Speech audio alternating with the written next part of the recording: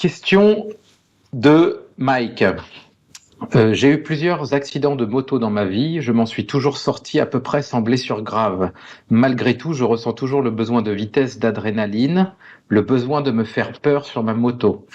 L'effet est super puissant pour moi, voire addictif, c'est du pur plaisir. Mais bien sûr très incompris par mon entourage et même assez vite jugé. Je crée beaucoup d'angoisse chez eux. Pourquoi ce plaisir est si fort chez moi ? Eh ben Stéphane, en tant qu'amateur de vitesse et de moto, je vais te laisser Bon. et d'accident, bien évidemment. Je te laisse commencer parce que j'imagine que ça doit résonner plus que chez moi d'ailleurs. Bah écoute, Mike, oui déjà pour commencer, je compatis parce que je suis motard, ou plutôt ancien motard. J'ai fait beaucoup de sportives dans ma jeunesse, et donc quelques accidents graves pour le coup à mon palmarès. Donc je me retrouve un peu dans ta question. Alors juste pour faire un petit peu d'humour, quand tu dis que euh, ton entourage te juge assez vite, bah, c'est normal, si t'aimes la vitesse, ça se tient, quoi. Voilà, ça c'est fait, passons. Euh, alors déjà, bon, de quoi on parle? On parle d'adrénaline pour commencer, qui est une Mm. hormone, voilà, connue pour être déclenchée en cas d'émotion extrême. Alors il y a pas que l'émotion, enfin il y a pas que les activités un petit peu extrêmes, il y a aussi le stress. Il y a aussi, je crois que c'est un rapport avec les maux de tête également, enfin, il me semble. Donc, il peut y avoir pas mal de raisons pour recevoir de l'adrénaline, mais le fait est que l'adrénaline, effectivement, c'est une drogue pour le corps, et tu prends du plaisir, et plus tu prends du plaisir, plus tu as besoin d'en prendre, parce que avec le phénomène d'homéostasie, où le corps se régule avec un retour à équilibre. Le problème, c'est que le curseur, à chaque fois que tu fais des émotions fortes, tu grimpes d'un cran, et donc tu as de plus en plus besoin de monter le curseur pour ressentir quelque chose, et donc du plaisir. Euh, donc bon, ça c'est déjà, il y a très loin, il y a un phénomène purement physiologique, hein, dans l'idée, et puis évidemment la vitesse, bah ça génère ce genre d'émotion, quoi.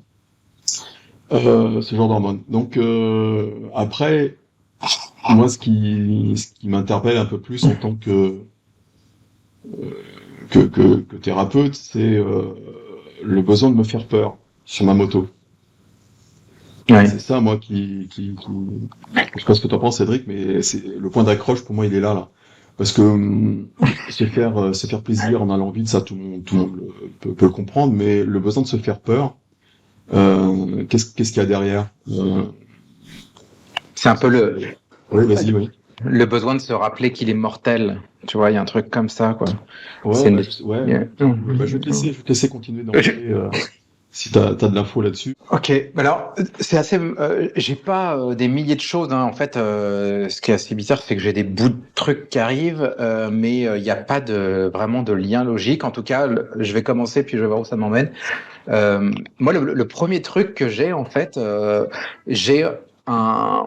Donc moi j'ai la notion de fuite en fait. Alors mais du coup c'est dans les rêves, c'est-à-dire que c'est comme si Mike en fait il rêve et la plupart de ses rêves en fait ce sont toujours tu vois des espèces de courses. Il se fait tout le temps courser par un chien.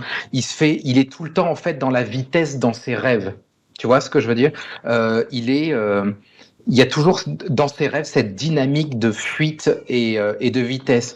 Et c'est comme si, en fait, si tu veux, mais ça c'est un rêve, ça reste un rêve, mais ça venait empiéter en fait sur sa vie matérielle. Tu vois ce que je veux dire?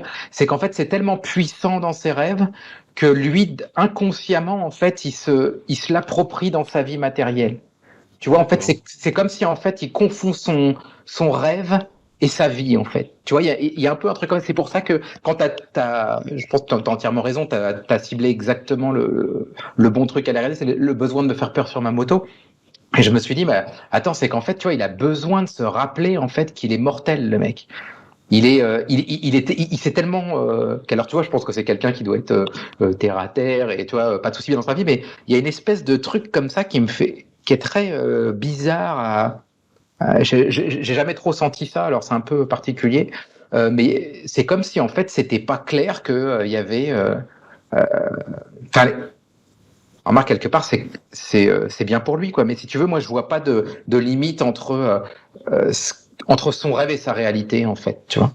Mais je sais pas si c'est bien. J'ai pas il n'y a pas de notion, Mike, de bien ou de mal là-dedans. Hein. C'est juste que moi, je vois pas du tout de barrière. En fait, je vois juste un débordement, tu vois. C'est juste le rêve, il freine pas dans le virage, tu vois. Et il rentre dans la vie, tu vois. C'est l'ovni, tu sais, qui arrive sur la fréquence et qui va un peu trop vite et qui change de fréquence et du coup, il devient visible.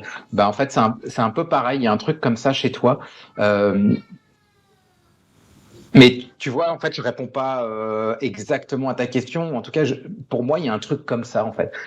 Si tu pouvais un jour nous écrire et me dire si tu vis ce genre de rêve, pourquoi? Parce que moi, du coup, pourquoi moi j'ai cette information-là de rêve, de poursuite, de vitesse, mais euh, il y a toujours cette notion d'être coursé, d'être vraiment en fuite en fait. C'est ça qui arrive. J'ai plein de séquences comme ça dans différentes rues, même dans la forêt.